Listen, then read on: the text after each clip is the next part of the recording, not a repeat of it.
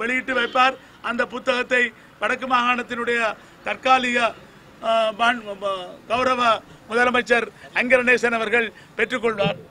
எனக்கு மிகவும் மகிழ்ச்சியான நாள். திரு கரிகாலன் அவர்கள் இங்கே வந்திருக்கிறார்கள். அவர்களோடு நான் பல சந்தர்ப்பங்களில் சேர்ந்து பணிபுரிந்தவன். அப்படி பல அன்பர்கள் வந்திருக்கிறீர்கள். சஜீவன் வந்திருக்கிறார்கள், சிவனேசன் வந்திருக்கிறார்கள், ரவி